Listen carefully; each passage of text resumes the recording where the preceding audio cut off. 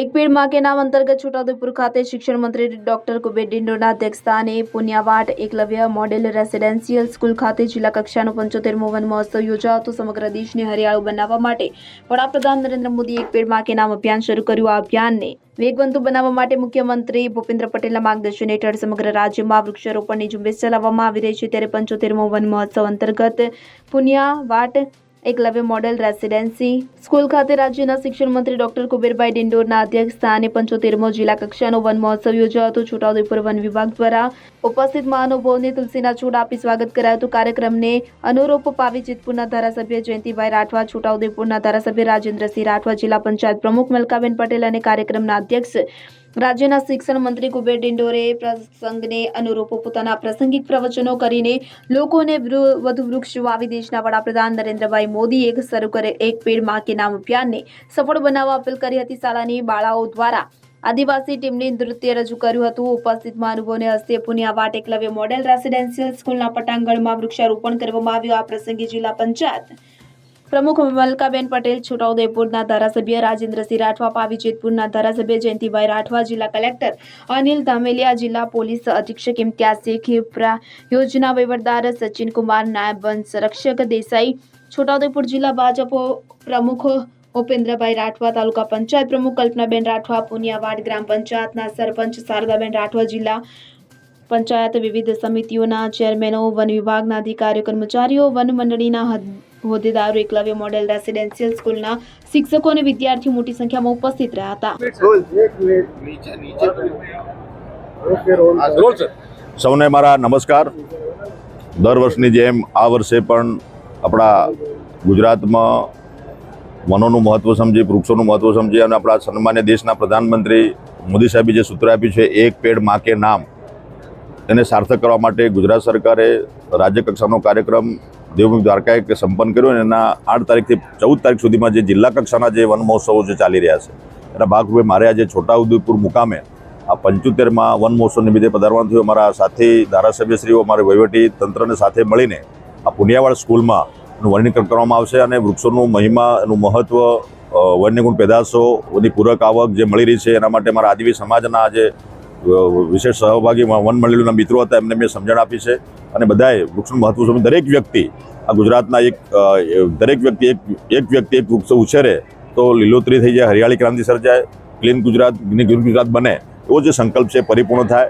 લોક ભાગીદારીથી આપણે આ વૃક્ષની મહિમા અને વૃક્ષારોપણ વધુમાં વધુ થાય એવું સરકારની ઈચ્છા છે। સાથે સમાજના વડીલો પણ આમાં સહભાગી બને, યુવાનો સહભાગી બને તો હું નથી માનતો કે આવનારા સમયમાં આજે વૃક્ષો આપણે વધ્યા છે પણ સવિશેષમાં વધારો થશે તો ઓક્સિજનની માત્રા પણ જળવાશે અને આ જે ક્લાઇમેટ ચેન્જ જે થયું છે, વાતાવરણમાં જે પરિવર્તન થયું છે ફરી પુનઃ એનું સ્થાપન થઈ શકશે। એના માટે રાજ્ય સરકાર અને કેન્દ્ર સરકાર અને અમારા ફોરેસ્ટ વિભાગના કર્મચારીઓ સવિશેષ એમાં યોગદાન આપી રહ્યા છે। સાહેબ, જે ફોરેસ્ટ ગાર્ડના જે ઉમેદવારો છે તે ગાંધીનગર ખાતે આંદોલન કરી રહ્યા છે, શિક્ષણ મંત્રી તરીકે શું કહેશો? જે નીતિ વિષયક જે બાબતો હશે એનો હકીકતલક્ષી રિપોર્ટ અત્યારે મારી પાસે નથી, પણ જે કંઈ એમની માંગણી હશે, નીતિ વિષયક હશે, એના માટે રાજ્ય સરકાર અને ફોરેસ્ટ વિભાગ એના માટે પ્રયત્નશીલ છે અને એનો સુચારુ ઉકેલ આવે એ દિશામાં અમારો જે સરકાર એ દિશામાં કામગીરી કરી રહી છે। કપડવંજ તાલુકાના શિવપુરા ગામના પ્રાથમિક શાળાના એક મુખ્ય આચાર્ય ગેરહાજર રહે છે, એના બદલે બીજા શિક્ષક નોકરી કરે છે અને બનાસકાંઠામાં પણ એક શિક્ષક વિદેશ છે છતાં એમની હાજરી પુરાય છે, એ બાબતે શું કહેશો? આવનારા સમયમાં એક શિક્ષકની વાત અમારા ધ્યાન પર આવી છે અને હવે હું ઝુંબેશના રૂપમાં અમારી જે 32,000 ઉપરની જે અમારી શાળાઓ છે ત્યાંથી અમે રિપોર્ટ મંગાવીશું ને એ ગેરહાજર રહીને વિદેશમાં ગયો છે અને નોકરી ચાલુ છે એ તો ગંભીર બાબત છે જ, પણ સાથે સાથે જો એની હાજરી પૂરનાર જે છે એ વધુ દોષિત છે। એટલે પહેલાં તો સજા પનિશમેન્ટ કરીશું, પણ જે એને સપોર્ટ કરનાર જે છે, જે શિક્ષક ત્યાંનો જે આચાર્ય હોય કે જે કંઈ હોય એની વધુ જવાબદારી બને છે એ અમારા બાબત ધ્યાન પર આવી। કાલે જ મેં રિપોર્ટ મંગાવ્યો છે અને આવનારા સમયમાં પૂરા ગુજરાતમાં ઝુંબેશના રૂપમાં લઈને આવા જો શિક્ષક મિત્રો હશે જેની નોકરી ચાલુ છે અને વિદેશ પ્રવાસમાં છે, બહાર હશે, ગેરહાજર હશે અથવા અનિયમિત હશે તો એની કાયદેસરની કાર્યવાહી કરીને એમને ઘર ભેગા કરવામાં આવશે। સાહેબ, આપણે આપણા વક્તવ્યની અંદર જે કેટલાક લોકોની વાત કરી એમાં સ્પષ્ટતા કે કોણ છે? કેટલાક લોકો બધા આપ જાણો જ છો એટલે મારે એમાં ખુલાસા કરવા નથી। ભાજપ સિવાયના બધા જ લોકો ભાજપ સાથે જોડાયેલા છે, એના સિવાયના બાકીના સમાજસેવી જે લોકો છે તો કામ કરે છે, પણ કેટલાક લોકો જે છે જે સમાજને ગુમરાહ કરવાનું કામગીરી કર્યા છે, બિલ પ્રદેશની માંગ કર્યા છે। બિલ પ્રદેશ શેના માટે?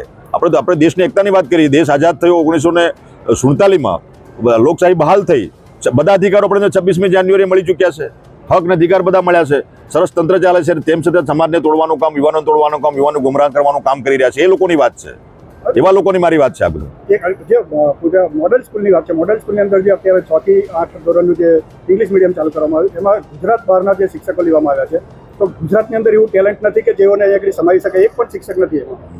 હું મારા મીડિયાના મિત્રોને તમારે પણ જ્ઞાનમાં વધારો થાય એના માટે કહેવા છું કે એનામાં સેન્ટ્રલ ગવર્મેન્ટની પરીક્ષા આવે છે, એ પરીક્ષા પાસ કરે એ ભરતી થાય છે.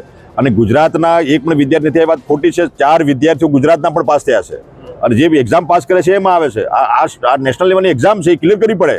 એ મોટું દુઃખ આપણું આ છે, આપણા બધાનું, મીડિયાનું અને આપણા સમાજનું અને આપણા લોકોનું, કે આપણે એ દિશામાં આગળ વધી રહ્યા છે. જો આપણે સારું શિક્ષણ, ક્વોલિટીવાળું શિક્ષણ મળશે તો આવનારા સમયમાં પરીક્ષાઓ પણ પાસ કરીશું. યુપીએસસીમાં આપણા વિદ્યાર્થીઓ કેટલા જાય છે, કેટલા વિદ્યાર્થીઓ યુપીએસસીમાં પાસ થાય છે. આવનારા સમયમાં યુપીએસસી ક્લિયર કરવા માટે અત્યારનો આ બેકગ્રાઉન્ડ છે, અત્યારનો આ પાયો છે, એ દિશામાં આપણે આગળ વધી રહ્યા છે મિત્રો. અને એના માટે જે એક્ઝામ પાસ કરીને જે વિદ્યાર્થીઓ, જે ટીચરો જે આવ્યા છે, એ આ સીબીએસસી પેટર્નનો આપણે અભ્યાસક્રમ ચાલુ કર્યો છે. 6 ધોરણથી 6, 7 અને 8 હજી ફૂલફિલ થઈ ગયું છે. ઇંગ્લિશ મીડિયમ સ્કૂલ છે, સીબીએસસી પેટર્ન છે, એટલે શિક્ષકો આપણે ફેથફુલી ક્વોલિફાઈડ ટીચરો ભર્યા છે, પૂરા ગુજરાતમાં ભર્યા છે. અને એ વિદ્યાર્થીઓ પણ ક્વોલિફાઈડ છે. ધોરણ 5માં પરીક્ષા આપીને 6થા ધોરણમાં આવે છે, એમને સીધા એડમિશન નહીં આપતા, મેરિટમાં આવે છે અને એડમિશન અમે આપીએ છીએ આમાં એકલવ્ય મોડેલ સ્કૂલમાં. બાકી બીજી સ્કૂલો અમારી છે જ, ત્યાં વગર પરીક્ષાએ અમે એડમિશન આપીએ જ છીએ. એટલે આ એવા સ્કોલર વિદ્યાર્થીઓ જશે અને પૂરા ગુજરાતની 34 સ્કૂલો છે. એવી 34 સ્કૂલોમાં જે વિદ્યાર્થીઓ જે ભણે છે, જે લગભગ આપણા જે 12,000 વિદ્યાર્થીઓ થાય, આ 12,000 વિદ્યાર્થીઓ આવનારા સમયમાં, આજથી 10 વર્ષ પછી, પહેલાં યાદ રાખજો તમે મિત્રો, આવનારા 10 વર્ષમાં આ વિદ્યાર્થીઓ યુપીએસસી ક્લિયર કરશે, જીપીએસસી ક્લિયર કરશે, આઈઆઈટીમાં જશે અને અન્ય સ્પર્ધાત્મક પરીક્ષાઓમાં આગળ આવશે. એનો આજે આ પાયો અમે નાખી રહ્યા છે અને એ કેટલાક લોકોને ગમતું નથી, એટલે વિશેષ સમજતા નથી. એના માટે આ મુદ્દો બધો ઊભો થાય છે. બાકી સાથે સાથે 9 અને 10 અને 11, 12 આપણે જે છે ત્યાં આપણે એલએમસીના માધ્યમથી ગુજરાતી મીડિયમ શિક્ષકો અભ્યાસ કરાવી રહ્યા છે, એ પણ છે સાથે સાથે. અને તેમ છતાં ગુજરાતી વિષય પણ આપણે ફરજિયાત કર્યો છે ગુજરાતમાં, કે સેલ્ફ ફાઇનાન્સ સ્કૂલો હોય, ઇંગ્લિશ મીડિયમ સ્કૂલો, ત્યાં પણ ગુજરાતી ફરજિયાત ભણાવવાનું છે. ગુજરાતીના ભોગે કશું જ પણ ચાલે ને, ગુજરાતી વિષય પણ અમે કમ્પલસરી કર્યો છે. ગુજરાતીનું જ્ઞાન પણ વિદ્યાર્થીઓને મળવું જોઈએ પહેલા ધોરણથી, એ પણ અમે જોગવાઈ કરીને, કાયદો પસાર કરીને એની પણ વ્યવસ્થા કરી છે અને પુસ્તકો છપાવીને દરેક સ્કૂલમાં મોકલી આપ્યા છે. એ પણ સાથે સાથે ચાલે છે. સારી બાબત છે, ક્વોલિફાઈડ શિક્ષકોની ભરતી કરવામાં આવી છે, પરંતુ વર્ષોથી જે લોકો ફરજ બજાવતા રહ્યા છે અને આપણે જે સફળ ગાથા થઈ છે કે જેના કારણે આટલું સારું પરિણામ આવ્યું છે, એવા શિક્ષકોને હવે તબક્કાવાર જ્યારે અંગ્રેજી માધ્યમ ઇંગ્લિશ છૂટા કરવામાં આવશે, એમના માટે કોઈ પ્રાવધાન કરવામાં તમારી બાબતમાં સુધારો છૂટા કરવામાં આવે ને, જે અમે શિક્ષકો ગુજરાત સરકારથી જે ભર્યા છે, એ તમામ જે શિક્ષકોને અમારી જે ગુજરાત સરકારની સ્કૂલો છે એમાં અમે સમાવેશ કર્યો છે. છૂટા કોઈને કર્યા નથી. હા, કરારવાળા જે શિક્ષક મિત્રો હતા, 11માનો કરારથી જેમને સ્થાનિક ભરતી એલએમસી દ્વારા કરવામાં આવી હતી, એના વિષયના શિક્ષક એ ગયા છે અને એમને પણ અન્ય જગ્યાએ વ્યવસ્થા તમે એની વ્યવસ્થા કરીએ છીએ. એટલે તમે જે બધા જે પ્રિન્ટ મીડિયાના માધ્યમથી જે મેસેજ આપના માધ્યમથી ના જવું જોઈએ, તમને સાચી બાબત આપના માધ્યમથી જાય હું ઈચ્છું છું.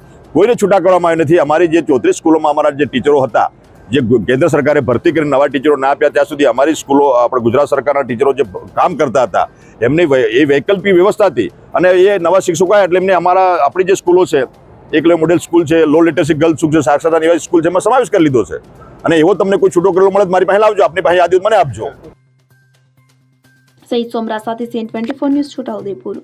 હવે જુઓ દેશ દુનિયાની તમામ ખબરો તમારી આંગળીના ટેરવે. ઉઠાવો મોબાઈલ અને ગૂગલ પ્લે સ્ટોર પરથી ડાઉનલોડ કરો અમારી CN24 ન્યૂઝ મોબાઈલ એપ.